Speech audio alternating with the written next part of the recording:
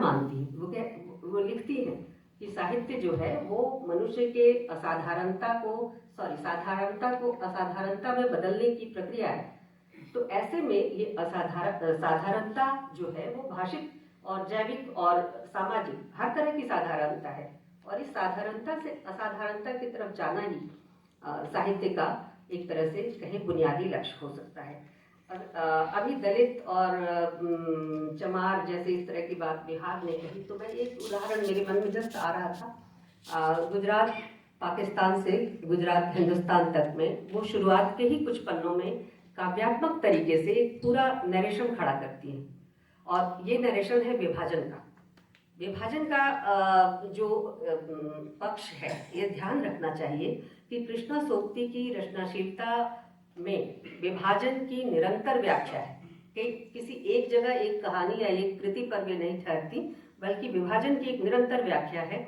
और ये व्याख्या अन्य रचनाकारों की व्याख्या से इसलिए अलग है कि कृष्णा सोक्ति ने विभाजन को भोगा था। ये बहुत बड़ा फर्क है। एक दूर से देखने और भीतर घुसकर देखने में अंतर होता है, और कृष्णा सोक्ति ने वह चीज अपनी रचनाशीलता में प्रकट की है। तो गुजरात पाकिस्तान से गुजरात हिंदुस्तान में वे काव्यात्मक रूप से तकसीम की कहानी बयान करती हैं, और वहाँ वे दलित शब्द का प्रयोग करती हैं, चमार का नहीं।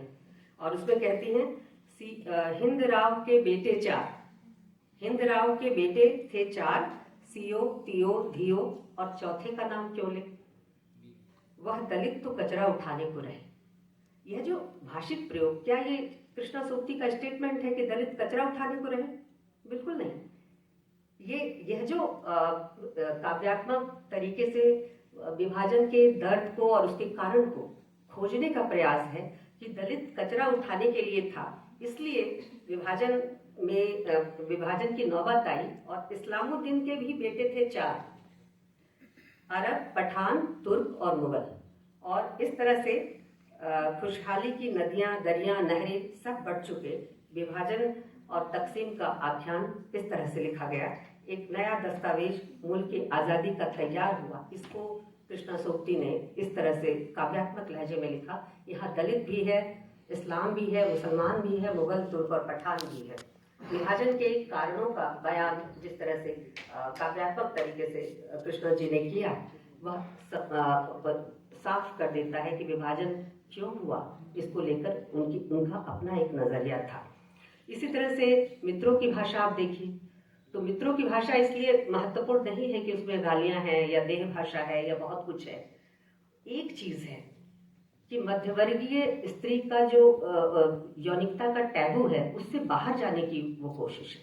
बस एक लाइन है मित्रों की, वह अपने देह का भी उत्सव मनाती है, देह को भी ताकत की तरह इस्तेमाल करती है, और उसको लेके कोई द्वंद्व नहीं है, कोई कुंठा नहीं। ये महत्वपूर्ण बात है। और मैं दो चार चीजें और कहूंगी कि जब आप कहते हैं कि लेखक की भाषा, तो सबसे बुनियादी चीज जो निकल कर आती है कि लेखक कह किस जगह से रहा है। भाषा का वितान वहां से बनता है, लेखक किस जगह खड़ा होकर कह रहा है।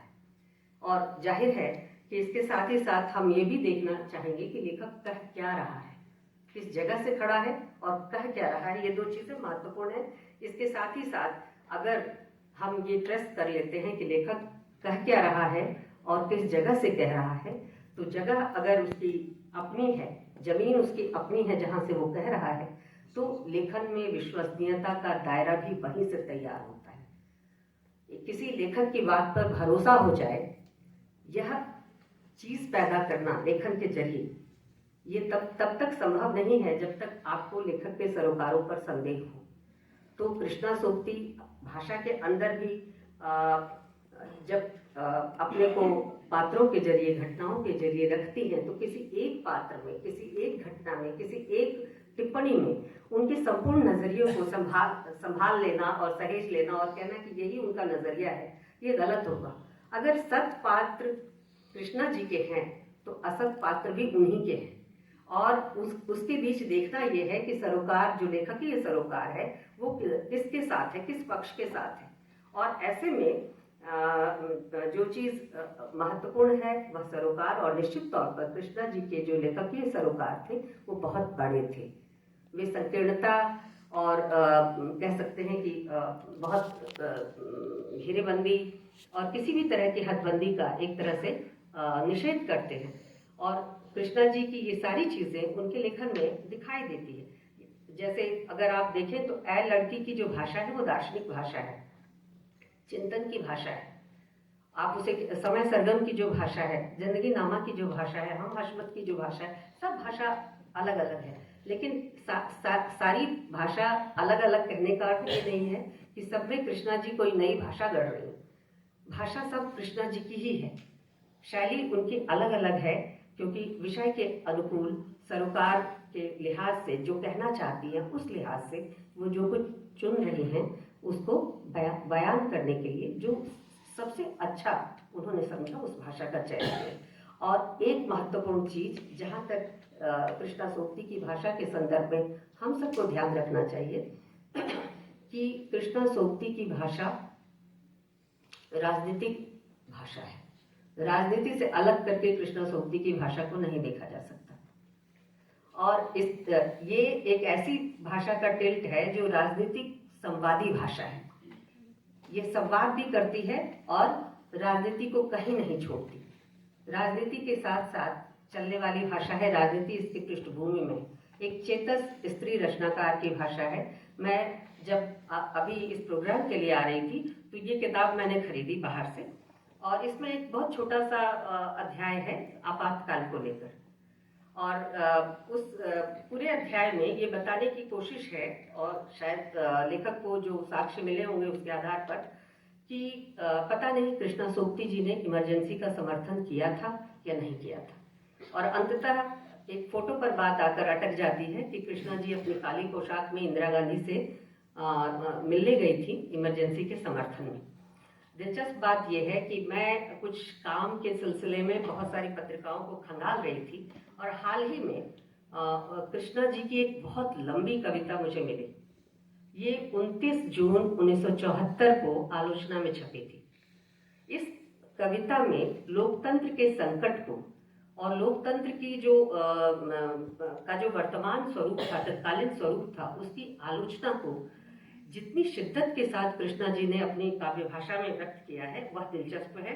और मैं आपको सिर्फ एक हिस्सा, ताकि आप जो कवि कृष्णा सोक्ति की जो भाषा है, इसमें उन्होंने स्लैंग लैंग्वेज का भी प्रयोग किया है, जिसको आजकल की भाषा में स्लैंग कहेंगे। और सुप्रीम कोर्ट का एक बड़ा फैसला भी आ गया है रणवीर अलावादिया की भाषा को लेकर। तो इस तरह की भाषा का हम इस्तेमाल नहीं कर सकते, लेकिन कृष्णा जी ने किया है जहां उनको आवश्यक लगा। और इस कविता में उन्होंने, कविता का शीर्षक है प्यारे खास, और प्यारे खास इस कविता में उन्होंने टिप्पणी की है भारतीय लोकतंत्र के तत्कालीन स्वरूप पर। एक तरह से फोरकास्टिंग वाली कविता है। अभी इमरजेंसी आई नहीं थी, लेकिन इमरजेंसी के आने की आहट एक बड़ा लेखक रचनाकार कैसे पहचान लेता है और अपनी भाषा में, अपनी रचनाशीलता में उसको ध्वनित करता है, उसका एक छोटा उदाहरण। और आशा भी है, फ्यूचरिस्टिक इसलिए कह रही हूँ कि आशा भी है। ये बहुत लंबी कविता है, पढ़ने में ही मेरा 10 मिनट चला जाएगा, तो आखिरी एक बंद बस सुना रही हूँ कि एक आशावादिता है कि जो कुछ है प्यारे खास, अब अपना डेरा डंडा तुमको यहाँ से उठाना ही होगा, क्योंकि जनता को बहुत नहीं चाहिए, सिर्फ चाहिए रोटी, कपड़ा, मकान और जरा सी तालीम। और इस तालीम से अगर जनता को तुम वंचित करते हो तो प्यारे खास, अब बहुत दिन तक तुम भारत जैसे मुल्क पर शासन नहीं कर सकोगे। मैं एक हिस्सा बस सुना रही हूँ। प्यारे खास की तरफ से बयान है, दोनों बयान कृष्णा जी के ही हैं, लेकिन सरोकार कृष्णा जी के स्पष्ट है यहाँ पर। प्यारे खास की तरफ से बयान है, लुंज पुंज की औलादों, अगर शांति भंग करने पर ही उतारू हो तो सुन लो, हमारी कलमों की स्याही और बगलों के पसीने अभी सूखे नहीं, हमारी गाढ़ी कमाई अभी जिंदा है जिंदा, देखते हैं तुम कैसे इनकलाब करते हो। करेंगे प्यारे खास, होगा हमारे हाथों कुछ ऐसा तो जरूर होगा कि स्याह स्याह होगा, सफेद सफेद होगा, दो तरह की जिंदगी में फासला तो जरूर कम होगा।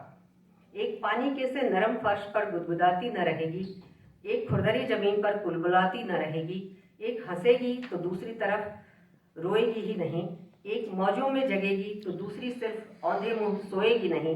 रोटी, कपड़ा, मकान और तालीम बिना छीना झपटी के इतना ही, सिर्फ इतना ही हमें चाहिए। सुनो, हवा में एक आवाज है। आवाज बेशक धीमी है, मगर उसमें इतना दम है, इतना सरूर जरूर है कि हम इस उम्मीद में जिंदगी जी लें कि एक नई जिंदगी हमारी तरफ बढ़ी आती है, चली आती है, पास और पास और पास। प्यारे खास, टंडीरा उठा लो, दुकान बढ़ा लो। अब फर्दे हिसाब से भी क्या होगा, तुम्हारे वक्त का कैलेंडर खलास हो चुका है। वतन का जो काम तुम्हारे जिम्मे था वह तमाम हो चुका है। अब तुम्हारी आखिरी जयकार बाकी है। जिंदाबाद प्यारे खास, प्यारे खास जिंदाबाद। यह है कृष्णा सोबती की भाषा। धन्यवाद।